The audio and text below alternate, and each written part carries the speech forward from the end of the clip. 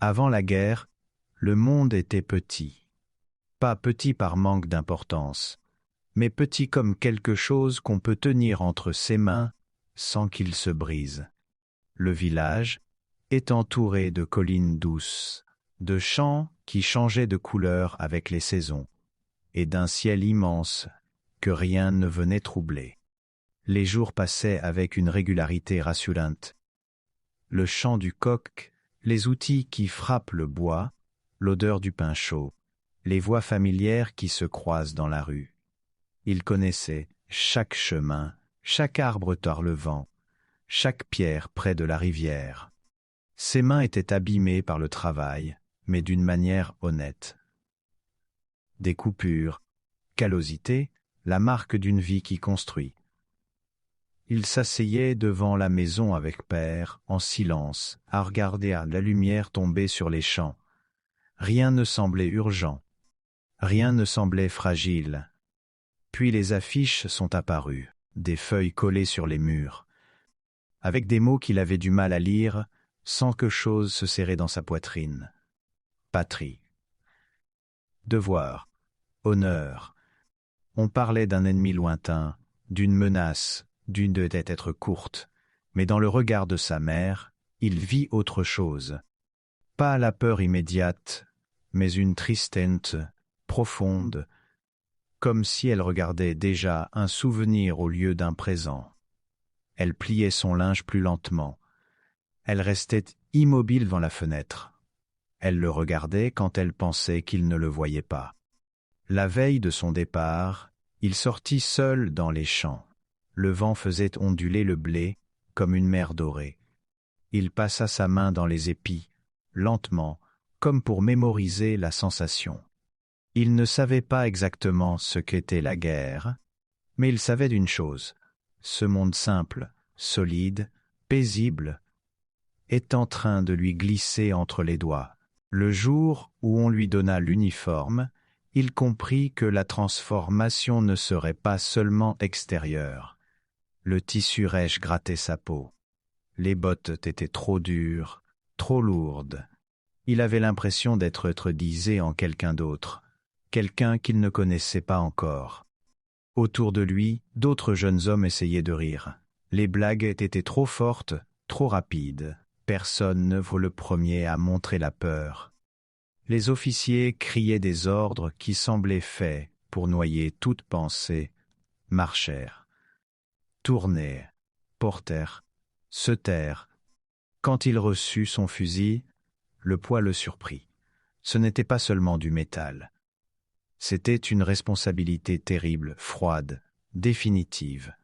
Il le regarda longtemps, comme si l'arme pouvait lui répondre. Il pensa à ses mains, faites pour réparer, pour semer, pour porter de l'eau. Maintenant, elles devaient apprendre à détruire. Dans le train qui les emmenait vers le front, personne ne parlait vraiment. Certains regardaient par la fenêtre. D'autres fixaient le sol. Les paysages défilaient, champs, villages, tous semblables à celui qu'il venait de quitter. Il se demanda combien de garçons, dans ces maisons lointaines, faisaient leurs valises à ce même moment. Le bruit régulier des roues, sur l'air résonnait, comme un battement de cœur. Un cœur qui les emportait tous vers quelque chose d'irréversible. La première chose qui le frappa ne fut pas le bruit des explosions, mais l'odeur. Un mélange de terre mouillée, de fumée, de métal, et de quelque chose de plus lourd, plus difficile à ignorer. Les tranchées n'étaient pas des lignes de défense héroïques. C'étaient des cicatrices ouvertes dans la terre, remplies d'hommes fatigués. La boue halait les bottes. L'eau stagnait dans les coins, glacée. Les planches posées au sol craquaient sous les pas. Les visages autour de lui semblaient déjà vieux, même chez les plus jeunes. Les regards se posaient rarement dans les yeux. Ils glissaient ailleurs, comme pour éviter de voir trop clairement ce qui les entourait. La nuit, le monde se réduisait à des éclairs. Les explosions illuminaient le ciel comme des orages artificiels. Chaque détonation faisait vibrer la terre, jusque dans la poitrine. Il avait l'impression que son propre cœur essayait de battre au même rythme que la guerre. Il entendit un homme pleurer dans l'obscurité, pas un cri de douleur, mais un sanglot discret, répété, presque honteux. Personne ne disait rien. Dans les tranchées, chacun portait sa peur comme un secret qu'il ne fallait pas montrer. Il serrait son fusil, mais ses mains tremblaient. Il ne savait pas encore que le plus dur ne serait pas mais de rester humain. Le matin où l'ordre arriva, le brouillard couvrait tout. Les silhouettes des hommes semblaient floues, comme des ombres hésitantes.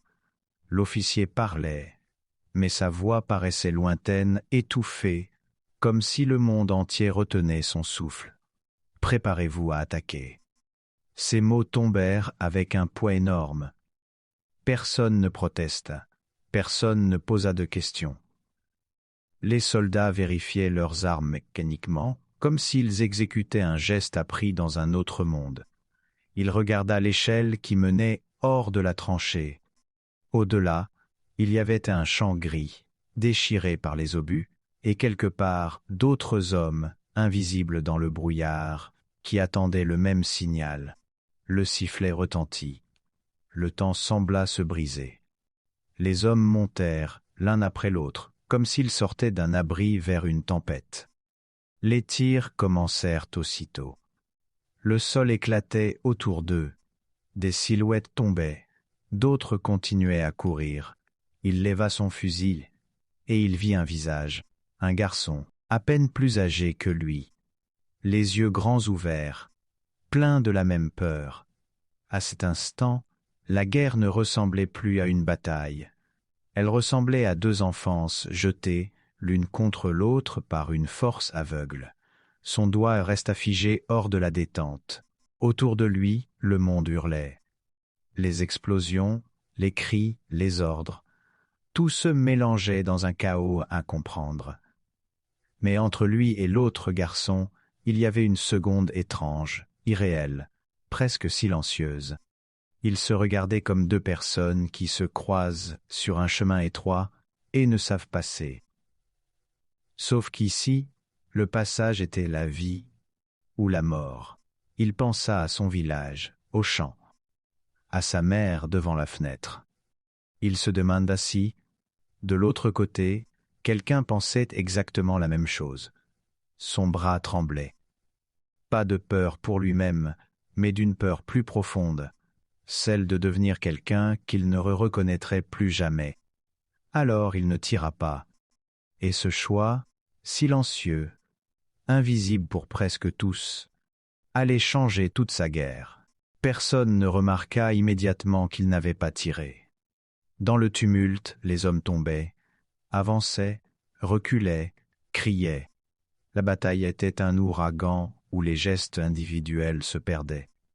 Mais lui savait, son corps tout entier savait. Quand ils furent enfin repoussés vers la tranchée, haletant, couvert boue et de poudre, il s'assit contre la paroi de terre, le fusil encore intact dans ses mains. Le métal était froid, presque accusateur. Autour de lui, certains rechargeaient, d'autres fixaient le vide. Un soldat tremblait tellement qu'il ne parvenait pas à allumer sa cigarette. Un homme s'assit près de lui, plus âgé. Le visage marqué par des semaines sans sommeil. Il jeta un regard à son arme. « Tu as tiré combien de balles ?» Il hésita. Une seconde de trop. L'homme comprit, sans qu'il parle. Il ne cria pas. Il ne le dénonça pas. Il hocha simplement la tête, lentement comme quelqu'un qui reconnaît une vérité douloureuse. « Garde ça pour toi, gamin. La guerre ne pardonne pas les cœurs qui pensent trop. » Ce regard resta gravé en lui. Pas un regard de mépris. Un regard de fatigue. Comme si cet homme avait lui aussi, autrefois, hésité, avant que quelque chose en lui ne se brise pour survivre. Les jours suivants furent pires. La guerre ne s'arrêtait jamais pour laisser place au doute. Les ordres continuaient. Les attaques revenaient comme des marées sombres. Chaque fois que, hors de la tranchée, Son cœur battait si fort qu'il en avait mal à la poitrine. Chaque fois, il voyait des formes humaines à travers la fumée, des silhouettes qui couraient, hurlaient. Il tirait parfois, en l'air, trop haut, trop tard. Ses gestes étaient mécaniques, son esprit ailleurs. Il se détestait pour sa peur. Il se détestait pour son soulagement quand quelqu'un d'autre tirait à sa place. Une nuit, un officier passa dans la tranchée, inspectant les hommes. Son regard était dur, précis. Il parlait de discipline, de courage, de devoir envers la patrie. Ses mots étaient nets, tranchants comme des couteaux. Quand son regard s'arrêta sur lui, il sentit un frisson glacé. Comme si l'homme pouvait voir à travers sa poitrine, lire son hésitation gravée dans son cœur. Pour la première fois, il comprit que son choix n'était pas seulement moral. Il était dangereux. Il ne parlait plus beaucoup. Les mots semblaient inutiles face à ce qu'il ressentait. Il observait les autres soldats. Certains devenaient durs, presque indifférents. D'autres se fermaient comme des portes verrouillées de l'intérieur. La guerre changeait les hommes de façon différente. Mais elle les changeait tous. Il se demandait ce qui était pire, perdre la vie ou perdre la capacité de ressentir. Parfois, la nuit, il se souvenait du garçon de l'autre côté. Était-il vivant? Était-il tombé plus tard sous une autre balle? Était-il rentré chez lui? Il ne le saurait jamais. Mais ce visage restait dans sa mémoire comme une preuve silencieuse qu'il avait encore une frontière intérieure qu'il refusait de franchir. Et cette frontière le séparait des autres, pas physiquement, mais profondément. Un matin, après une attaque particulièrement violente, un soldat fut retrouvé mort près de lui. On disait qu'il avait hésité, qu'il n'avait pas couvert le flanc assez vite. Les rumeurs couraient vite dans les tranchées. Quelqu'un mentionna son nom. L'officier le fit appeler. La tente de commandement semblait plus étroite que les tranchées. L'air y était lourd, immobile. On dit que tu manques de détermination, que tu hésites. Il ne trouva rien à répondre. Que pouvait-il dire? Qu'il ne voulait pas devenir un homme qui tire sur un autre garçon sans réfléchir. Que chaque visage ennemi lui rappelait quelqu'un de chez lui, les mots restèrent coincés. L'officier le fixa longtemps, puis détourna les yeux. Retourne à ton poste et fais ton devoir. Ce n'était pas une condamnation, mais ce n'était pas un pardon non plus. C'était pire. C'était une pression silencieuse constante qui pesait sur lui comme une pierre sur la poitrine. La guerre finit, un jour, comme un orage qui s'éloigne. Les canons se turent. Les hommes sortirent des tranchées, maigres, faconnaissables. Il rentra chez lui avec son uniforme usé et son fusil rendu. Les champs étaient toujours là. Le vent aussi. Mais lui n'était plus le même. Il travaillait. Il parlait. Il vivait. Mais parfois son regard se perdait dans le vide, comme s'il voyait encore un champ de brouillard et un garçon en face de lui. On ne lui donna pas de médaille. On ne raconta pas son histoire. Mais il savait une chose, au fond de lui, que personne ne pouvait lui enlever. Dans un monde devenu fou, il avait gardé une limite. Il avait refusé de laisser la guerre décider entièrement. Et parfois, cela demandait plus de courage que de tirer.